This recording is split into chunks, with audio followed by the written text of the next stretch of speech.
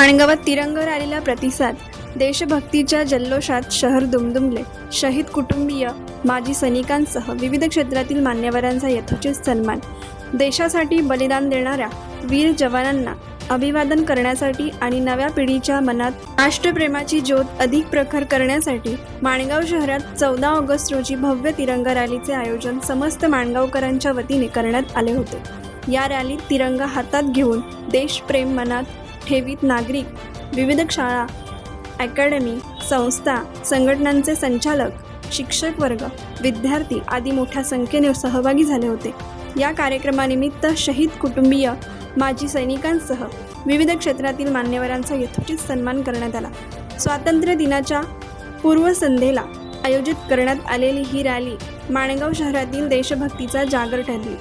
Balaji complex येथून सकाळी 10 वाजता रॅलीला सुरुवात होऊन कचेरी रोडमार्गे शहीद वीर यशवंतराव घाडगे स्मारकापर्यंत रॅली काढण्यात आली. या रॅलीत सहभागी झालेल्या सर्वांच्याच हातात तिरंगा ध्वज होता. राष्ट्रध्वज आणि मनात देशप्रेम घेऊन नागरिकांनी, विद्यार्थ्यांनी, शिक्षकांनी या उपक्रमात उत्स्फूर्तपणे सहभाग घेतला.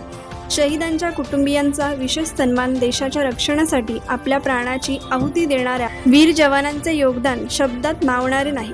त्यांच्या त्यागाची आणि शौर्याची आठवण पुढील पिढीपर्यंत पोहोचवण्याच्या भावनेतून शहीद कुटुंबीय आणि माजी सैनिकांचा विशेष सन्मान या कार्यक्रमात करण्यात आले.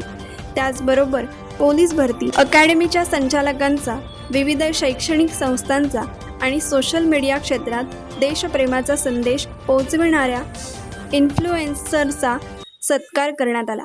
रॅली दरम्यान देशप्रेमावर आधारित पथनाट्याचे सादरीकरण उत्कृष्टपणे करण्यात आले.